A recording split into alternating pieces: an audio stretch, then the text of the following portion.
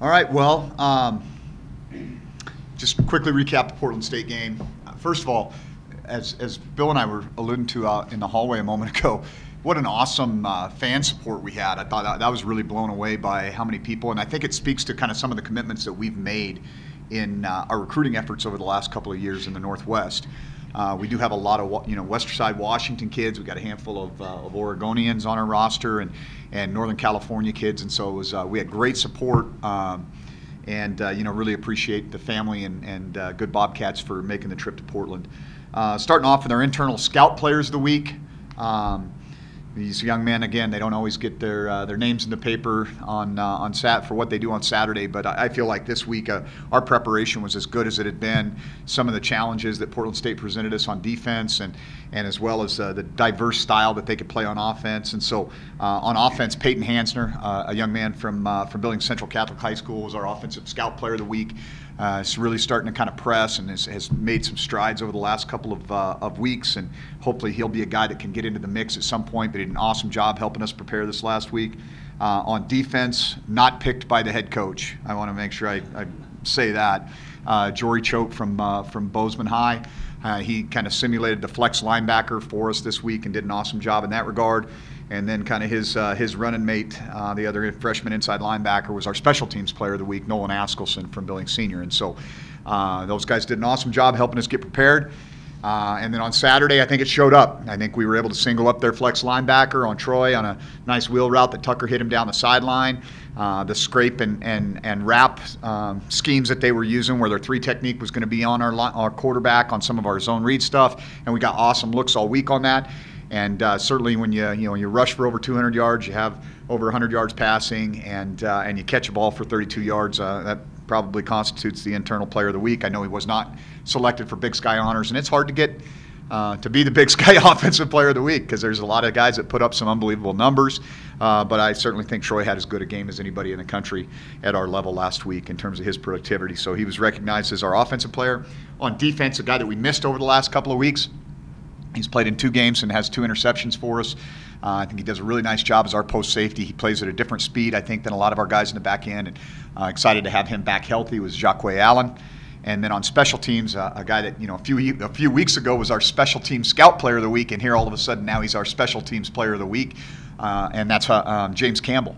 And so James is starting to really take ownership over that role right now, and I think that's the entry level to play. And the better job you do in the role you have right now, the more likely it is that role is going to expand. So I'm proud of his efforts there, and it was an excellent team win. It's hard to get road wins, as I said after the game in this conference, and so that set us up for, as I told our guys yesterday, that what winning on Saturday did was it made this game that much more meaningful and more important.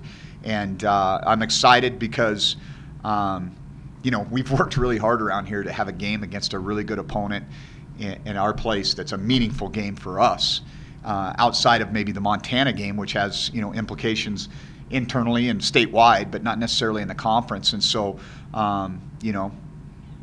we got that. We got a really good opponent coming to town, and I think we've positioned ourselves early and through our non-conference play and by getting out of the gate in conference play to make some noise. And so now we'll see how good we are. And so when you start talking about Eastern Washington.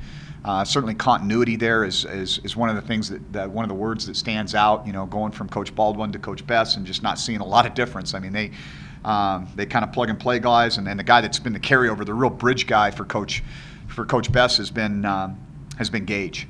A guy that kind of was the tail end of Bo's time there at Eastern and then carrying through now. And if you ask me to describe Gage in one word, it would be awesome. I mean, I think he is as good as there is. And just really, really impressed with his mastery of the system, his ability to play different styles. They're not one-dimensional. They're not at all. I mean, this guy, they force the balance would be another word I would use to describe their offense. Certainly they went off against Cal Poly last week in the run game. I don't necessarily. You can't just say, okay, we're going to hand the ball off on inside zone and get 60-yard runs, but some of that happened late in the game. I think there were some things that took place there but they're committed to running the football, and they have 2 excellent backs, and they're kind of a 1-2 punch. with Sam, number 20, and then the Custer kid, number 28. Really good balance. Both of those guys can do it all. They're good blockers. They're willing blockers. They catch the ball well out of the backfield. They bring a little bit different style in the run game. But, I mean, number 20, Sam's got over 500 yards in 4 games rushing. So, I mean, that clearly speaks to their commitment to run the ball. And that just makes defending Gage even more challenging. And then when things break down, we thought we had our hands full last week with number 6 running around. When number 8 running around, it's even worse, because scramble drill is something that they probably put in on day 1, and they're excellent at it. And then if he doesn't like what he sees, he's a lot faster than you think, and he can make a lot of plays with his feet. Last year, this game came down to 2 things, and I don't necessarily think that you can look at last year and compare it to this year, but I think it could come down to these 2 things again, and it's our ability to get off the field on 3rd down, which we could not do last year, and our ability to put points on the board in the red zone, which we turned the ball over 3 times in the red zone. We couldn't stop them on 3rd down. That was the tail of the tape. And so then you turn to special teams, and this is a team that has a very good kicker right now. I think he's a hot guy that can convert for them when they do want to do that. They've controlled field position in the punt game, and they've been really good on kickoff return. They hit a couple of explosive kickoff returns against Washington State a few weeks back, and so that's an area where we've got to be our best as well. And so that's kind of what you get with Eastern Washington. So questions? About Gage and just his ability to play different styles. So how difficult have you found it to come up with a plan to try to contain him? Well, it's like throwing spaghetti on the wall, right? I mean, but you get too carried away in that regard, and you're not going to fit anything right. So, I think one of the things they do, they use tempo, multiple formations, multiple personnel groups. They'll run some option. They'll run some Q run game, Q power, and so they make you defend a whole lot. And one thing you don't want to do is you don't want to blitz, because now you're one-on-one with all these great receivers that they have down the field. And so I think it's just I talk about the red zone. They're going to get their yards. That's who they are. They're going to get their yards. What we've got to do is we've got to play really, really good red zone defense and try to limit them to field goal opportunities when they're down there. The offensive line, what would you say is the biggest improvement over the past 2 weeks? With our offensive line, I think it's the biggest improvement has been our coaching staff deciding that we were going to be who we are. And I don't think we were that, certainly first half of the Western Illinois game, and really, we were kind of a lost outfit against South Dakota State. And so that stuff being ancient history over the last 2 weeks, I think we've just said, hey, this is who we need to be successful right now. And I think it's really helped our offensive line to feel comfortable, and they've done an awesome job over the last 2 weeks for sure. How satisfying is it running for 325 yards, giving the velocity that you want to have in the program? Yeah, I think it opens everything up. I mean, you even look at Eastern, who's kind of got this reputation as being, hey, we're going to be pass happy and do all this stuff, and you look at the balance that they have and how much more dynamic that makes them on offense. And so I think the ability to run the football, and I'll say this, I don't think a lot of people understand this. The quarterback having the ability to run the football is a nightmare for defenses, because if you got a great running back and you got a guy who's a statue handing it off to him, all eyes are on that running back. But if you put 15 back there with 22, that's a problem. You got to defend the guy who's taking the snap as well as the other guy. And I don't think a lot of people understand that that's the nuance of modern football, especially in the college game, that is so different. I mean, you look at what happened at Montana this week. I don't know exactly how he did it, if he was scrambling. I haven't watched the game tape, but for Dalton Snead to run for over 200 yards, okay, that was the difference in the game. That was clearly the difference in the game for them. And so that's scary. And that's why Gage is so, when I it was awesome. Okay, he's got the ability to run the ball, like a Chris Murray or like a Dalton Snead, but he can throw the ball at such a high level too. And so it's, pick your poison there. And I think that's just the ability to run the football opens everything else up, whether that's Q runs, whether that's dominating the line of scrimmage and running power and creating opportunities down the field in your play action game. That's the whole key, is if you can run the ball, you can do anything. When you look maybe nationally at some other teams, there's kind of the prevalence of having 2 quarterbacks kind of rotating. Why do you think that maybe might be a trend? I think it's called recruiting. And if you're at Georgia and you're getting a 5-star guy who's the #1 rated high school quarterback in the country, and you're trying to get him as a true freshman to come to a place where you got a redshirt or a sophomore that's playing quarterback for you, you better play the kid or he's going to go somewhere else. And so I think that's the trend. If for lack of a better way of saying it, when you go into a house and you're recruiting a 5-star or 4-star guy, what do they all want? They all want to play right now. And you have to be able to convince them that they're going to be able to play right now, and then you better play them, because the next year when you're recruiting that other 4 or 5-star kid and you're telling them that they're going to come in and play, the team that, if you're not playing that kid, the team that is recruiting against you, they're going to be saying, well, they told Johnny the same thing last year and he's sitting on the bench. And so I think that's what you're seeing now, is if you want to be able to collect and keep talent, you better be able to have a system that can allow for those guys to play. And it's a different world. It is. Talked about some alignment things on defense, but over the course now of 4 games, how can you maybe evaluate your backers and just how they've performed, and maybe just the re-addition of Chad to know what that means for the group? Yeah, well, I think, Chad dragging one leg around the field was better than what we've been putting out. I mean, is what it is. And so I think that helps. I think he's going to continue to feel better, and as he continues to feel better, he's a good football player. He's a Big Sky caliber type of linebacker, and so excited about having him back. I think Grant, especially against heavy run teams, is going to be such a critical guy for us. You look at, when we get to play at Weber State and we get to a Cal Poly, I mean, he's going to be a guy that we have to have, because his physical presence in the middle of our defense is something that we've sorely lacked at times in the past. And so I think those guys, this week, I don't know. I mean, how many linebackers do we need to play? I mean, we'll see. That's going to be an interesting deal for us. But I think that's going to be something to pay attention to. The evolution of that group and how they continue to improve is going to be an important part of our success down the stretch. Defensively, kind of who we are right now, I think we play reasonably good on 3rd down, and we played reasonably good in the red zone. Okay, we've given up a lot of yards, and you see a lot of defenses that do that. Even Eastern, who I think is a vastly improved group. They give up a good amount of yards, but they play really good on 3rd down, and they play really good in the red zone. And so in this league and kind of in modern football, that's what you're dealing with all these up-tempo offenses. And so I do think it's something to keep an eye on. I don't think we're a finished product there, but we'll keep working. We talk about the quarterback run. Troy being a guy who's transitioned from running back, do you consider to have wildcat principles within your quarterback running system, or how would you define the quarterback running system here? I think it's more old school single wing than it is wildcat. I mean, that's how I would probably describe it. And so, I mean, you're snapping to the ball to a guy that is a runner. And you have to account for that. I mean, you've got to leverage the edges of the field differently than you are against a guy who's going to maybe, throw the ball into the flat or run a curl flat concept. And so I think that's it's a hard. I mean, I would much rather play a team like a Washington State that is just going to say, okay, here's our 6 or 7 route concepts, and this is what we're going to do, and we're only going to run inside zone. Because they may beat you, but they're not going to take your will. And that's the bottom line. What does Eastern bring to the table with their defense? I'd say that this is what I see differently. I think Eastern, number 99, they're big defensive linemen.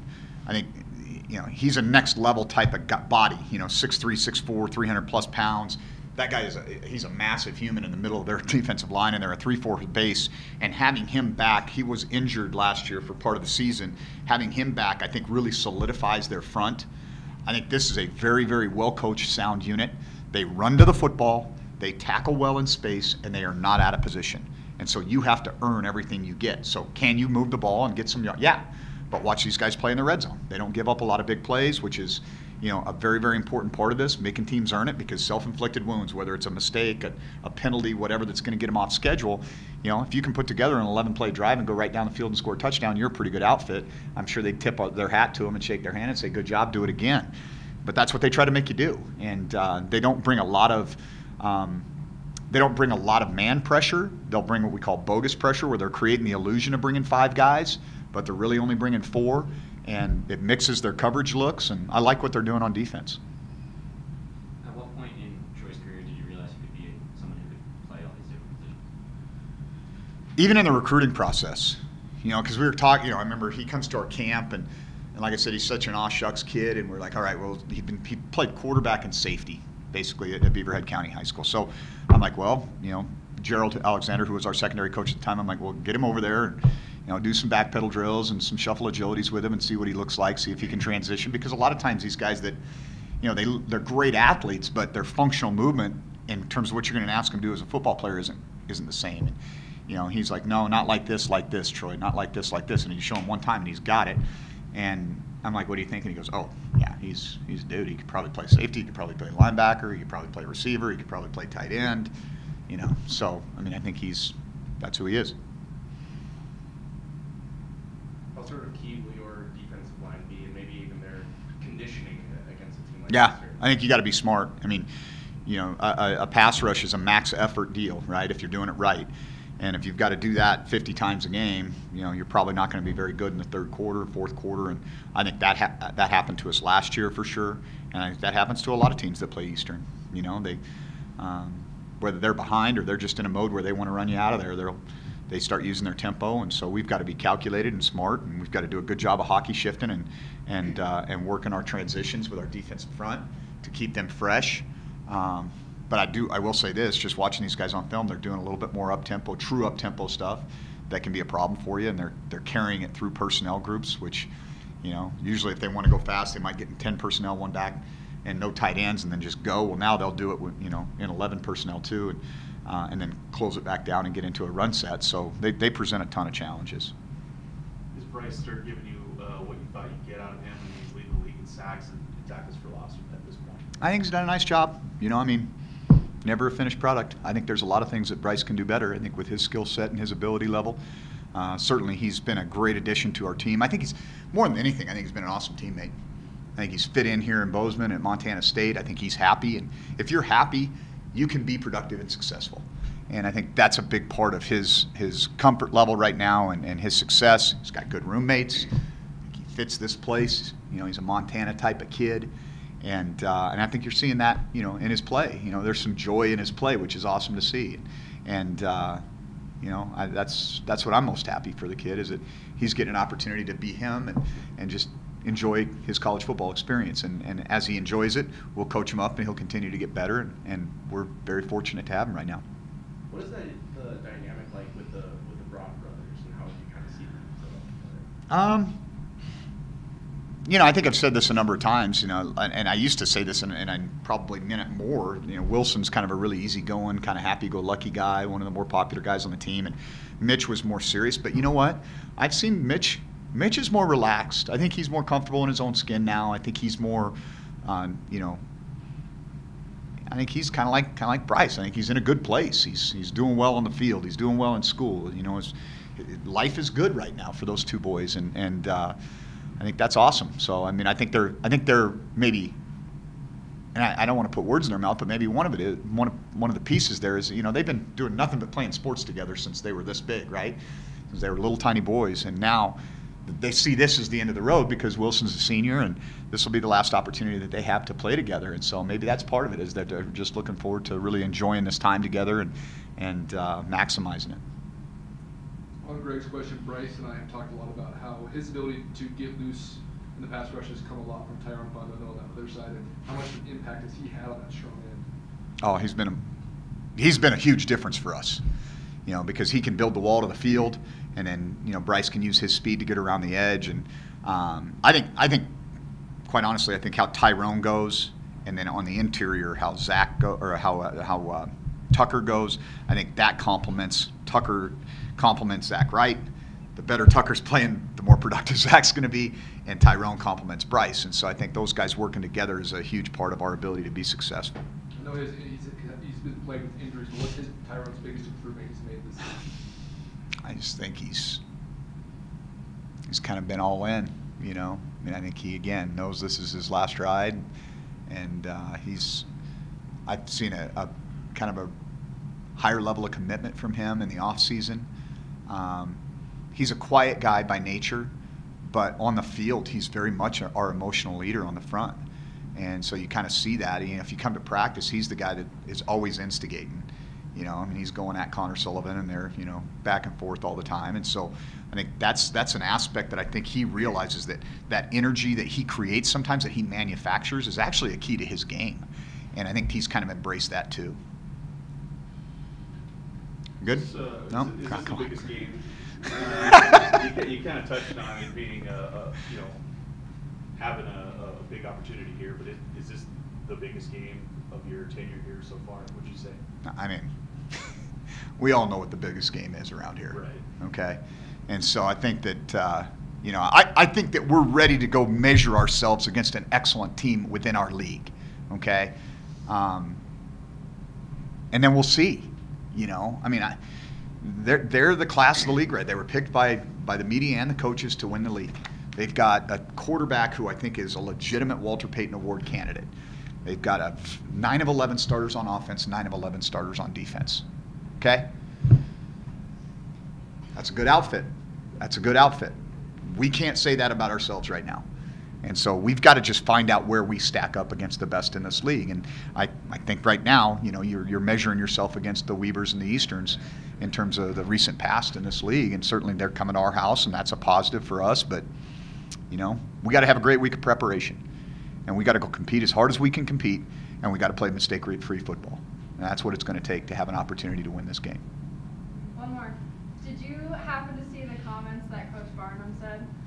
I think I got some anecdotal stuff. Barney, I don't know who interviews Barney, at what time they're interviewing him, or what's going on there. But that was you? Was it in the morning, or? No. He's pretty loose, yeah. I know. I've known Bruce a long time. He's a kind of off the cuff. He's a funny guy, and he's got a good sense of humor, and so I didn't hear him. I think I had a couple people tell me about it, something about smoking cigarettes and drinking beer at halftime or something like that. So no, we weren't doing that. But kind of a backhanded compliment, I think, is how he meant it. That he respected the style that we play, and let me say this, and I don't mean this in any negative way at all. I think Bruce does a really good job there and tries to coach that group the best that he possibly can. That is a tough job. That is a tough job. I mean, maybe we get a better sense of it when we go, we think we're playing downtown, so we stay downtown, and then we got to drive out to Hillsboro. Well, that's their home game, and their campus is right downtown. And, I think it's not easy. It makes me appreciate, what I have here. So.